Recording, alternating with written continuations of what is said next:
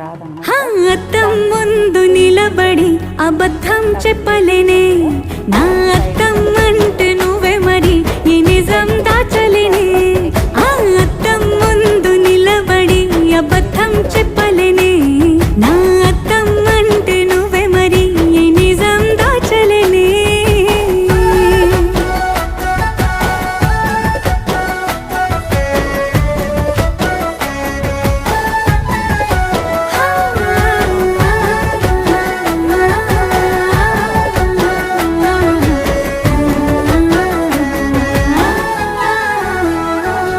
నీకు నచ్చిన సంగీతం ఏంటి? నీ చెప్పుల సవ్వడి, నువ్వు మెచ్చిన నగలు ఏంటి? వంపున ముద్దు తడి, నీకిష్టమైన చోటు ఏంటి? అది చల్లని నీ ముడి, నువ్వు కోరుకున్న దుస్తులేంటి? నీ వెచ్చని కప్స్ టక్స్ కోసం ఇట్లా పొడవు మనం 13 ఇంచులు అయితే తీసుకున్నామండి. ఇక్కడి నుంచి మార్కింగ్ ఏ విధంగా అయితే చేసామో ఆ విధంగా కట్ చేసుకోవాల్సింది. క్రాస్గా ఉంది చూడండి, ఇలాగా ఈ విధంగా కట్ చేసుకో. ఇది ఖచ్చితంగా జాయింట్ పడుతుందండి. ఈ జాయింట్ అనేది కొంచెం జాయింట్ చేసుకోవాల్సి ఉంటుంది. రెండు అంటే ఫ్రంట్ భాగాలు రెండు జాయింట్ పడతాయి అన్నమాట. ఈ మిగిలిన పీస్లో మనము షేప్ బెల్ట్ కట్ చేసుకోవాల్సి ఉంటుంది. షేప్ బెల్ట్ కోసం నేను బ్యాక్ పార్ట్ కొలత తీసుకొని షేప్ బెల్ట్ మార్కింగ్ చేస్తున్నానండి.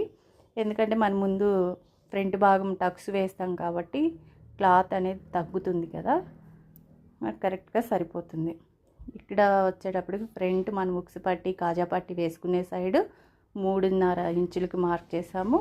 ఇలా సైడ్ మనకి వేస్ట్ ఖర్చులోకి వెళ్ళిపోతుంది కదా, అక్కడైతే మనం 3 ఇంచులకి మార్క్ చేసాము.